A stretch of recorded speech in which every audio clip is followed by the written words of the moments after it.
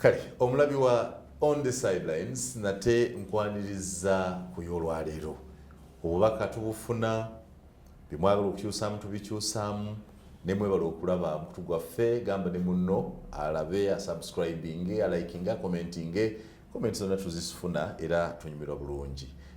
Tamale Mirundi gwe tunyumira naye bulijjo n'olwaleero ate tumulina nga njakadde Mirundi tutandikire ku nsonga erabika nga eri thone yensonga ya gwowandiika butabo buno oli muwandiisi wa butabo enkya bw'ofa omwana n'ayagala mwana wo okwata oba omuntu yenna okukozesa wakisizo ze wakola ekireetedde Eddy Kenzo ebigambo bino by'obadde owulira Eddy Kenzo aze mu luyimba lwafire Bongole Lutaaya ate yaluzzeemu bubi naga nti nze ate musinga n'omusinga ne bamutabukira bya busiru. Let me tell you, ennyimba za Eri Wamala bazitunda waliwo ekirina eddoboozi kivubuka kirina eddoboozi ebyange tebikwatibwako. Ebyange ngenda kubeera ne museum nga nfudde because I know nti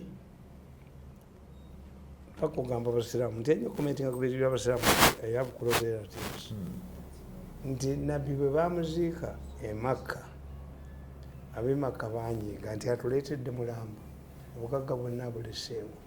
But who now gets more money? Me, I know I'm going to be a tourist attraction in my village when I'm dead. And I will have my museum there. Abana bange tebakkizibwa okukwata ku bintu byange kubitunda. So it is not only gundi oyo Kenzo. No. Ennyimba zonna bazitunze. Gundi Sebatta namulabye gundi oyo ono yani ayimba nti bw'ayagala bw'alagira muvugo we bamuyitaani bw'alagira tikyayagala nti kyoba bagamba nti onooba Misa Kisemakula ndamulaba addamu olwantongo olwaddaani mugula era bwe yaluddamu tewali nnyo kuvuba ndowooza Kenzo ekyakise bwe yazzeemu naga nti nakoze okusinga bamugaa nti kiri kye nakoze ekisinga. How do you advance Kamiliyoni obusajja bwabukedde busiru bamutaddeko akazito Kenzo godi amutaddeko nabagambye nti eyo Kenzo alinga train Kenzo alinga enyenyeti k'emigugu n'abasabaze Kenzo alinga trailer toyinza kugamba nti ogitaddeko akazito ng'ogitaddeko kutiya ya byoya bamutaddeko akazito omanye obusajja obwo babugula kati Kamiliyoni abadde mu twabo bw'otabuwa ssente oba ng'oyimba mu kivulu kyabo obwo bwabukedde bukulwanyisa. The major issue would be, did he get permission from the family members? Yes, because those are now the questions. Did the family allow him to do? Nti olupapula lwabukedde olwo olulaba mu 1978 olupapula lwa muno baluwera Amini yaluwera because lwali lw'Abakatolika. Kati bwaluwera Ssekabembe omugenzi n'akola olupapula olwo bukedde mu 78 nga lwa sports yekka. When they wanted to start bukedde balugula ku muka Ssekabembe namwandu we bukedde yaliwo dda. Kakati kyetwebuuza kiri kimu akoze eki omuntu okugwa balumiddwa nnyo okulaba kuba buli muyimbi yali agadde kakati bone bakikyusa obusajja obwa fitina mbumanyi kirabika waliwo abalala bangi abayimbi abaali agadde okukola ki okulukola kakati we baluuzinga ne bugenda olina obuwa ssente olina okukola ekyo bwabukedde bwa fitina mpitirivu busajja oba bwavaangwa omanyi a poor journalist is very vindictive buli gwalaba nga tatuwadde ssente. I'm not seeing a reason why you attack him. First of all, by the time to agree kitegeeza ki kiba kitegeeza nti ono aluzzeemu ayina abagoberezi be alugjeeye naye ku kya Eddy Kenzo ne fire Bongole Lutaaya Eddy Kenzo bw'aluddamu ayongera popularity ku music wa fire oba amutta busi anti kyenkubuulira kiriwo ekisinga obulungi nkugambe nti generation kakati waliwo abo simanyi tuli badangana abakigambo tuli babubina kakati baagala bidongo tuli badangana tuli babubina baagala tuli babandana tuzina bandana naye tebagambye abubina buli mwaka wali akagamba nange ndi wakabina wakabi kakati you must find a song ndi wakabina ndi wakabi chalona asimanyi bangaji ebyo Mirundi na yava mu kyalo na bibagala omuyimbi wa leero si Sebatta omuyimbi wa leero si nani mugula onayogera jiya liva y'abakyala ani agirina nze njirina jiya liva ali mu motoka akola ati bwakuba mbisambi byombo nerutambula nawe lukutuukako nolaba ono ali mu kibiina masabulasa awandiika ettaka enfuufu emmanga naye nga sebo naye masabulasta yalwanira ku ttambeko y'amalwadde bamuba ne bamutira abadiika bamutta naye nga sebo abantu banabagalukama. So society comes a time when it is tired of serious stuff. Okay. Yes, time comes when waliwo eno mayike yazigidi tesaaga ne bwogikwatako bambi obusiima eno mayike yazigidi tesaaga ne bagiweera ne ku leediyo mbu mayike eno mayike yazigidi mayike yazigidi kakati abantu batuuka ekiseera generation nekola ki nekyuka era ffe that is the reason you need to have rights. How do patents these artists protect their works? Wakati omulembe gukyuse anti bali baava abaana baba baavu kakati abaana bano abayimbi ne bagamba kantayi modernize it ne tutuuka ku level kuba kati ye abagoberezi be ono ye bongo takyalina bagoberezi kati gwe owabukedde alumirwawa so tolaba kizibu kyonna mu Eddy Kenzo kudda kola kakayira nkugaye nti gundi tiyaba Chameleone yagala kola comeback nabaga nti Chameleone ekidala yekyesuulidde but what if the government intervenes nebagamba what did Chameleone lose? Do we pay at the gate? Era ne bwobanga watunze tikiti zo kikutegeeza nti ekivulu kikusaze oba tekikusaze nembagamba Chameleone bakola ensobi. If you are singing gospel music, remain gospel music. If you sing love songs nga Lutaya tata Lutaya ne Namatovu bo bayimba zaki za love tomulaba mbirala yabamanyi omukwano mwebale kakati bane kibakoze obubi nti erukwago wadde gundi oyo yagenda Lutaya yagenda mu byobufuzi family yabwe engagga family yabwe nki ngagga yebaza bwe muva bano bantakke kye family yabwe kakati yete yagenda mu mugundu gwaki era baali bamulonze kuwanika n'abubaddiza ye mugagga ava mu family engagga bwayagala oluyimba aluteekamu ye mugagga kyobala nti ono kitooka yali awasizza muganda wani wantakke omwana wani ng'obwabukedde bakuba omwana wantakke omwana wantakke yali mwana we era omuwala yadduka ku kitooke aba kitooke yali anoonyayo sente waliwo family zitagabanga eyange tegaba sente zange nziswagolingidde gundi nga mpa mukosente atengoga nti oli mugagga nkuwoli mwana wange ate oba otyo omugagga n'otamba ndi mukoddomi ontutte muwalaanjagaliza mugagga omwana wagenda bulungi bali abakuzaala bo batuuma butuumi mannya lwaki ewajjajja oli tebagendayo nze ebyo sibiina ezange sente za swago so tosobola kuba mukoddomi wo sente nga nzimuwaki mwebazaaki muwala wange alina ekivundu kyawunya nti muwe sente kuba ali naye alina ekikimuwera sente ewaabwe ate nze muwa afe abaganda tuga nazadde sukaali ye yalina okumpa tomanyi nga kifaanana n'okuzaala muwala we bw'azaala bazzukulu takuleetera obakuze ate bakika kyange obu gwonna bujuuzi ye jjajja oli akola mulimu ekikubatiriza abaana bekyokka tebalina waabwe gye babazaala naye you cannot the way you look at things is completely different kakati yo kitooka yagenda mu bantakinizi mu bulayo notice what I'm explaining is simple nti buli muntu abantu abo ababongole Lutaya balabye mu bayimbi bonna nga yina popularity at this time yani Eddy Kenzo. So you are okay with it? You have nothing. Singa anti nkwese makula yaddamu ddani waliwo muvuuka musogeera musajja musoga mumpi bwati yaddamu ezaani ezakawalya kawaliyo eddoboozi sennekerevu ono alina harsh voice naye ifu yagiri nenzibagulako nenzimodernaizinga kubanga kati watyanga mu kuziddamu otuwadde ate kiri less quality than anti kakati osinzira ku apiiro abantu baagala ki what do people want waliwo olunaku lumu oyo mayiga yaleeta akawala nekeyambulira ku mukolo gwa kabaka bakatwala tekalinya kubanga ye museegu waliwo letwagenda ekiboga eyo nebaleeta obuwala obukunamya ku mukolo gwa Museveni babutwala tebulinya era this is why webakubira Museveni bamugamba nti gwe tokyaleeta bantu you are no longer crowd puller unless you include musicians ba musicians bwe bajja nebagamba katwekwatiremu anti ffe tubaleetera abantu ennaku zino takyakikola anti bamulirangamu ssente babwebweri bonna bayimbanga ku mukolo ogwo yes why they had told Museveni that he himself cannot pull crowds so the people who pull crowds are musicians.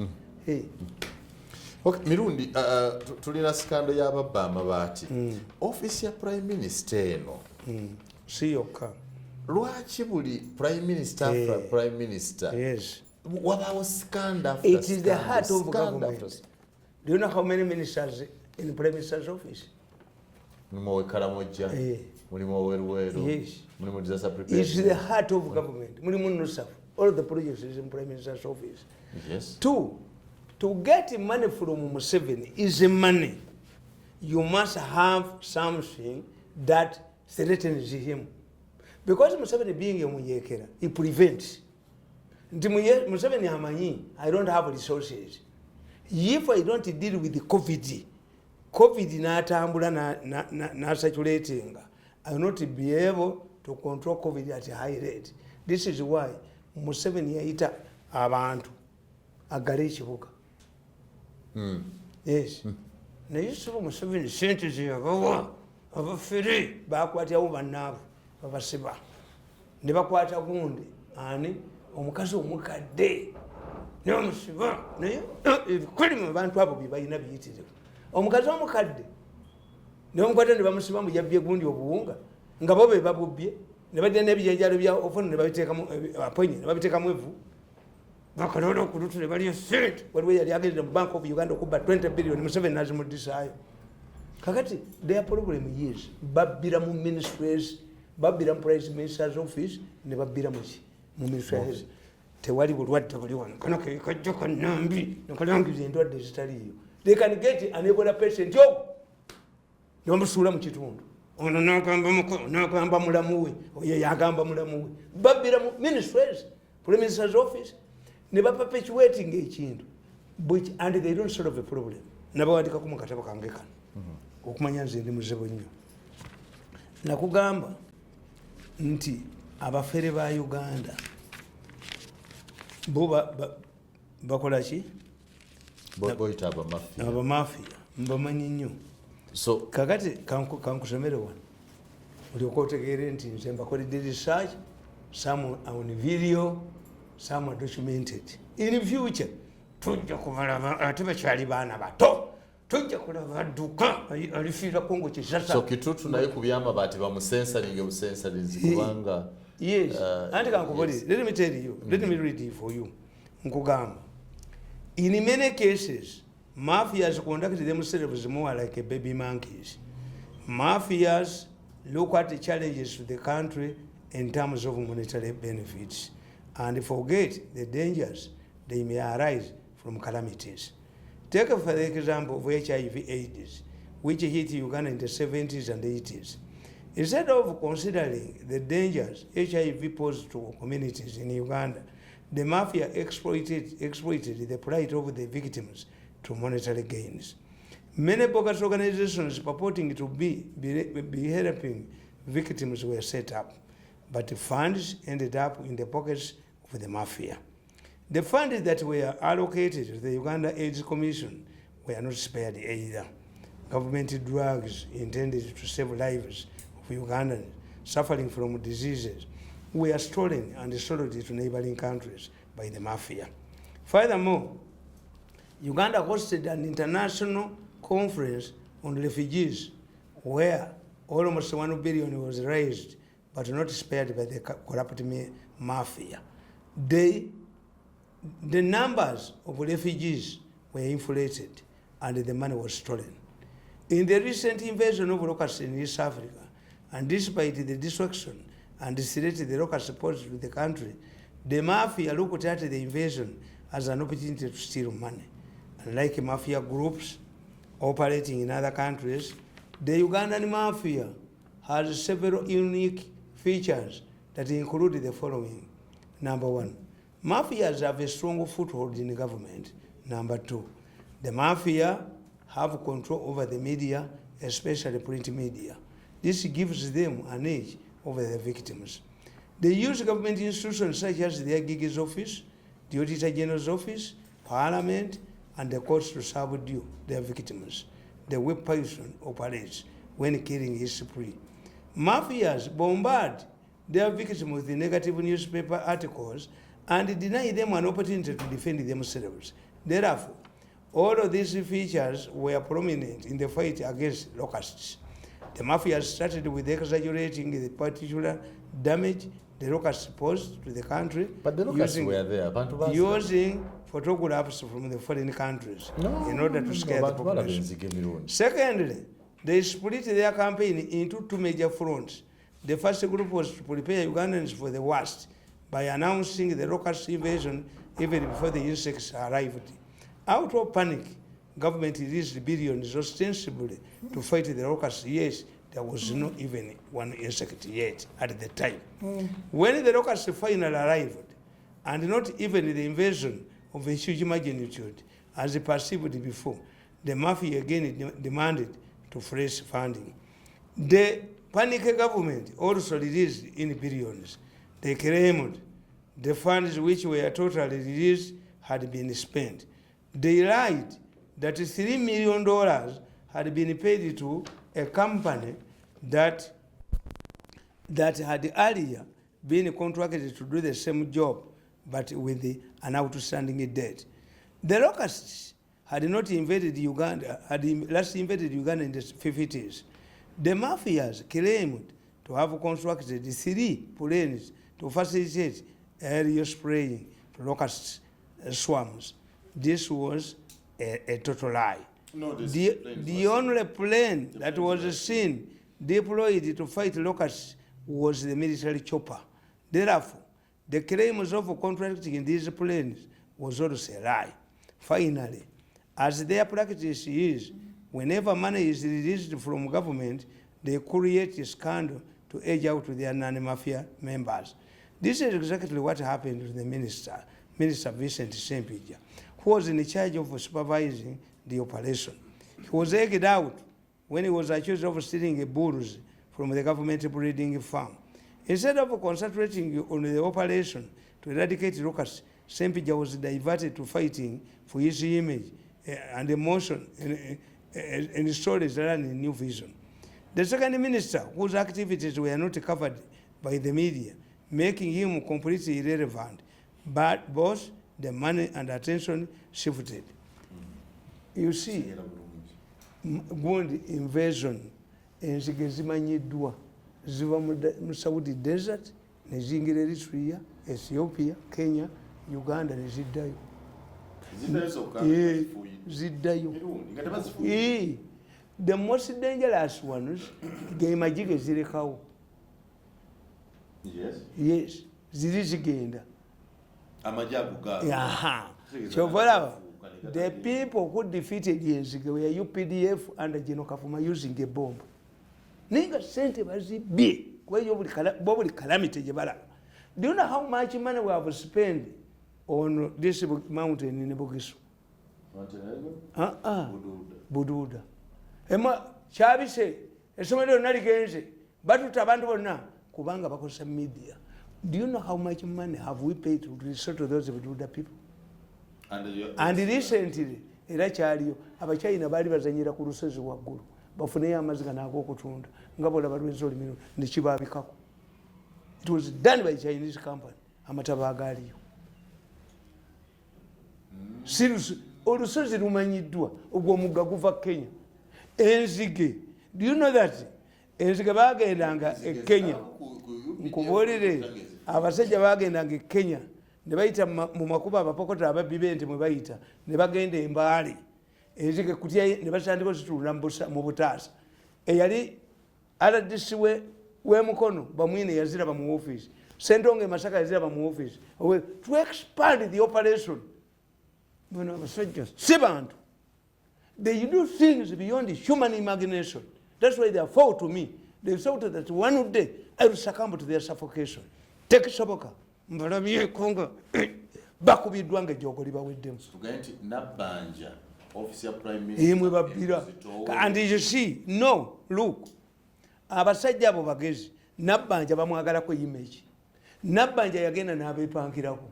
Nkugambye baateeka wano biliyoni aba refugees. Raising $1 billion.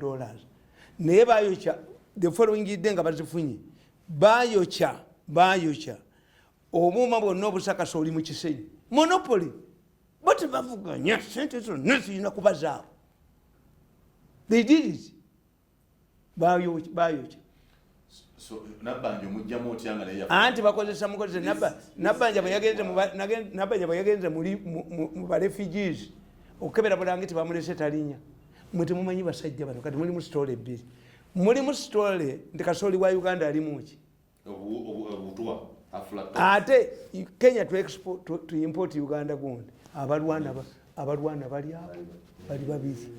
Waliwo atafuna kasooli genda waliwo wano mukwano gwange omanyi gold smelting plant eri Entebbe baali balwana ne munne Kenya nze mba mbimanyi byonna kakati badya golodi we ne bamuteekamu ebifo atuuke Nairobi egoba amagi gaffe neekolaki why era mwe mwali temukimanyi why Muhoozi was attacking Kenya when Ruto knew that he was likely not to win.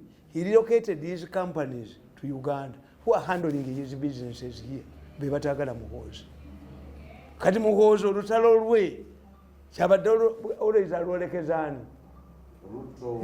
Kenya olumu bayokya n'efigiye mu Nairobi ne bademonstratinga wano mu mawulire tebakiwandikamu gwobuuze nti mulalu lwaki alumba Kenya. No, Muhoozi knows.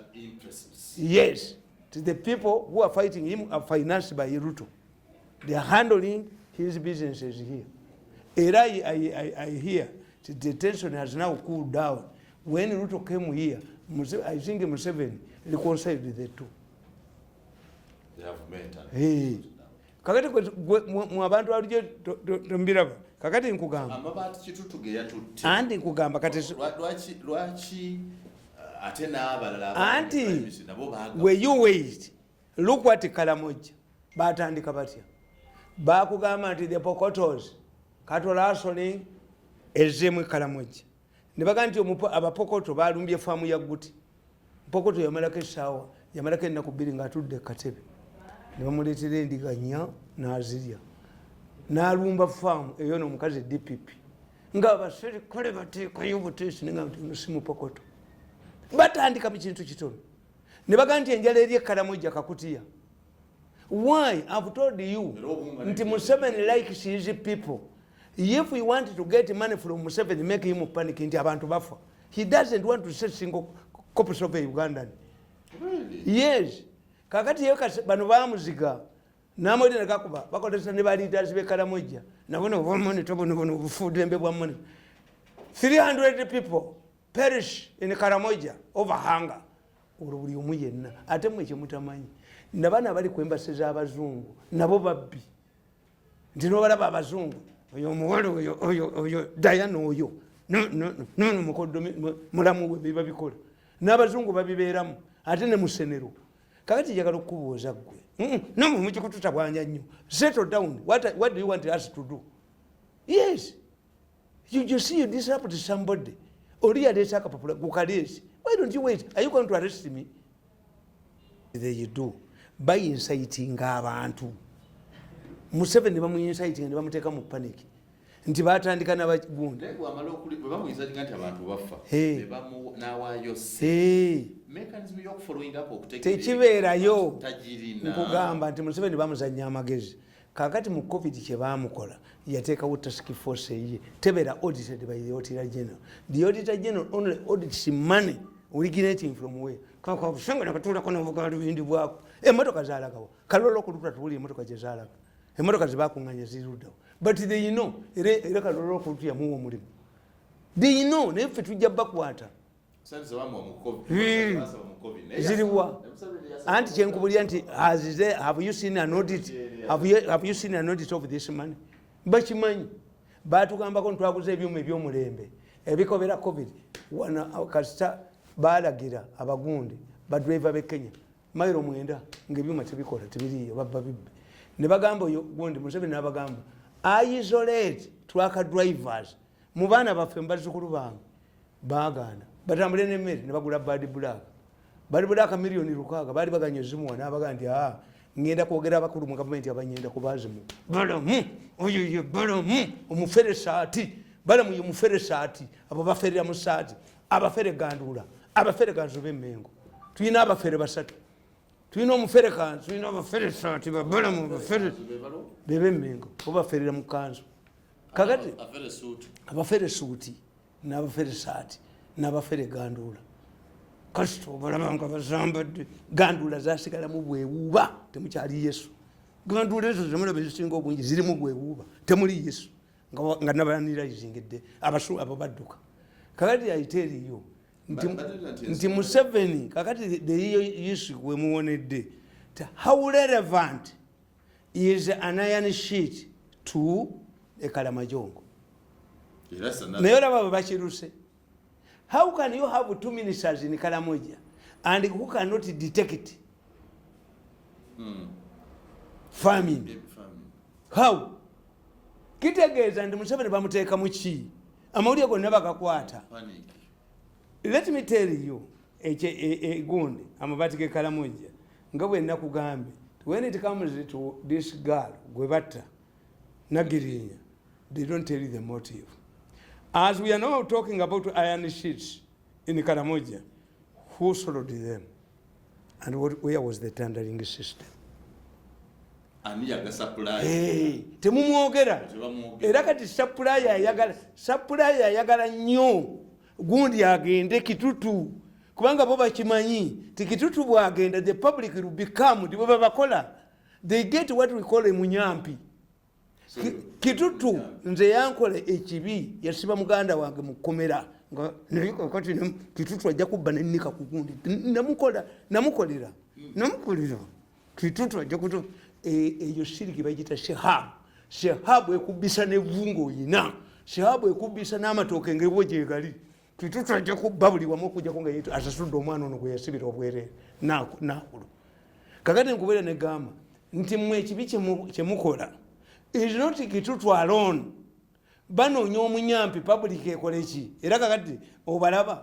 But the rate at which they were censoring Namuganza. Yono. Nkugambi oyo tayibwa. Ono mukazi speaker tabimanyi tayibwa ya wa group eno gye bakubye. Tayibwa bamukubidde mu group eno. Nti Makerere University main building has been gutted by fire. Kaka busenga ne kajeje ntu yako ne kakugamba. Chinese offer to construct it. Is it constructing or apprehending the arsonists? What if? Ani bubabakola. Nti when Kagundi Kagezi was assassinated, yali mu maaso ga Akulo. Did the Akulo's escorts fire back? How were they sure that the attacker is only interested in Kagezi? And why is Kagezi looked for Akameme from Akulo? She had rejected 600 million okulirizinga abantu bali. Era eventually babafunana murder, babafunana terrorism. Chief Justice kakati yagulimu bonna n'abakwitinga. Bana abasajja mugenda mu kubategeera nga bakola dda. Tikakati mumugamba kitutu mumbayamba. Banoonya omuntu gwe banaawumulizaako embwa yaabwe bo badduke. Bo bakimanyi nti public is once blood. Actually kitutu yafuna amabati yasaba mbati mpolo gumu 2000. Yetola ko ge batwala. Gali yawo mu nkubite tekola nezo. I notice. Yes. But who supplied? Where was the meeting? Should Parliament censor these ministers? Yes, anti kakati public opinion ya Uganda, aba abasajja bagezi nnyo. The supplier and who brought, did they consult Gundi? Was it the need of the Kalamajongo people? Did they talk about their MPs? Do they consult their MPs? In fact, the Karamoja MPs don't get anything. Omanyi omusajja gwe bayita Mukama yali principal private wa president. Yes, Mukama omumanyi Musoga manyi ekyamugobya kuba private secretary. President Museveni, normally when he meets the Kalamajongo akwata ente 10 n'azibawo ne beeyokera ennyama yaabwe etayidde ne banywa omusaayi gwabwe yeranki. Kakati president agamba Mukama, I will talk to these Kalamajongo elders during the night. Take them and have lunch. Ye ayagala kulya sente. He took the Kalamajongo to Mbale ne balya omuceere n'ennyama esowani. Mukalamaje ebyabiri. President ababa ogeramu ne beeyayamula. Yoni, did you get lunch? No. Ngabava kulya muceere. Eyo si lunch Museveni gye yabawanga. Si ranchi Museveni gye yabawanga. Mukama yamugamba go back to Kampala. Be mupiti babaga nti balidde. But that was their lunch. Museveni bwe yaje omanyi the first lady mutamanyi. First lady yakola nnyo to disarm the Kalamajongo. She has never hired. Yes. So